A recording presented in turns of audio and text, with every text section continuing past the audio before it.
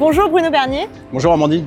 Alors on est ici à l'Intervalle, qui est la nouvelle unité de valorisation du SICTOM à Ivry-sur-Seine. Ce sera le remplacement d'une UVE qui est bien connue par ces cheminées qu'on voit depuis le périphérique. Vous êtes chef de projet ici sur le site. Est-ce que vous pouvez nous expliquer un petit peu les missions de ce nouveau centre? L'usine fonctionne depuis plus de 56 ans.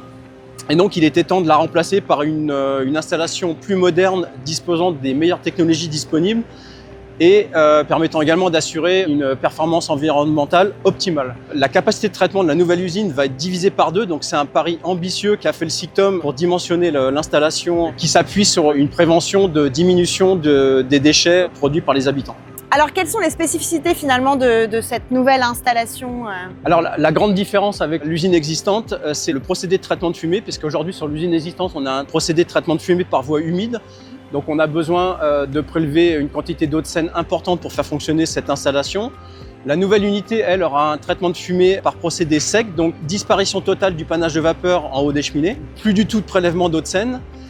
Et ensuite, valorisation de l'énergie sous deux formes. Une forme de vapeur à destination du réseau de chauffage urbain et une forme de production d'électricité pour faire fonctionner l'usine. Et ensuite, le surplus est revendu sur le réseau de transport de France. Très bien, alors est-ce qu'on peut aller à l'intérieur, peut-être découvrir l'installation? On va y aller, on va aller voir à quoi ressemble une UVE. On va rentrer dans le process.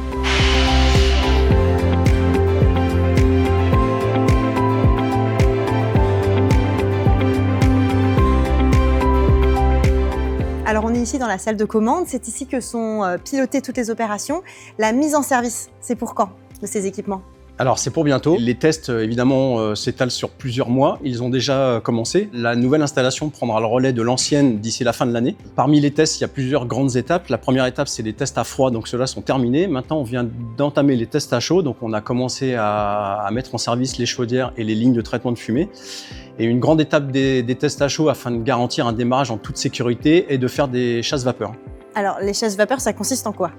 Alors une chasse vapeur, en fait, ça consiste à libérer de la vapeur d'eau produite par les chaudières et qui transite par le réseau de tuyauterie de l'usine afin d'éliminer les micro-résidus qui peuvent être présents dus à la construction de l'installation. Et donc on a besoin de faire cette opération-là avant de pouvoir envoyer la vapeur vers la machine qui va produire l'électricité et la vapeur à destination du chauffage urbain. Est-ce qu'on peut aller voir où vont se dérouler ces opérations? Oui, on va aller voir le dispositif qui a été installé pour faire ces opérations spécifiques de chasse vapeur.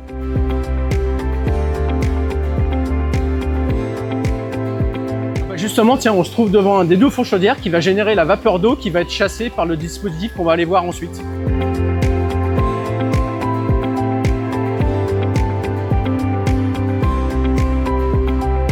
On vient donc d'arriver là où va sortir la vapeur d'eau, c'est bien ça? Alors effectivement, là on est devant le dispositif qui a été installé spécifiquement pour les opérations de chasse vapeur. On aperçoit la ligne de tuyauterie dans laquelle va circuler la vapeur. Ensuite, derrière nous, il y a le silencieux qui, lui, va permettre d'atténuer le bruit qui est dû à la détente de la vapeur d'eau haute pression. Et donc, le silencieux, lui, il a pour but de ne pas augmenter le bruit présent naturellement dans l'environnement autour de l'installation. Et ces opérations vont durer combien de temps? Alors, ces opérations, elles vont se dérouler 1 à 2 fois par jour. La durée de l'opération, c'est entre 5 et 7 minutes. Et le nombre d'opérations, il n'est pas connu à l'avance puisqu'il faut éliminer l'ensemble des micro-résidus présents. Donc ces opérations vont se dérouler pendant plusieurs semaines. Ces opérations sont donc sans danger pour les riverains? Alors oui, c'est simplement de la vapeur d'eau qui entraîne quelques micro-résidus qui vont être arrêtés par les chicanes présentes dans le silencieux qui est derrière nous et également par la tôle déflectrice qui se trouve en partie supérieure. Comment seront informés les riverains de toutes ces opérations? Alors le SICTOM a prévu un important dispositif de communication. Il y aura notamment une lettre d'information qui va être distribuée à 20 000 exemplaires aux riverains en périphérie du site. Ensuite, il y aura toutes les informations disponibles sur le site internet du SICTOM à travers une foire aux questions. Et il y a une ligne téléphonique dédiée qui va être mise en place pendant toute la durée des opérations de chasse vapeur qui sera disponible 24 heures sur 24 et 7 jours sur 7 pour répondre à l'ensemble des questions que les gens pourraient se poser. Merci Bruno pour tous ces éclaircissements. Et puis, si vous souhaitez en savoir plus dès à présent, rendez-vous sur le site du SICTOM, sictom-paris.fr.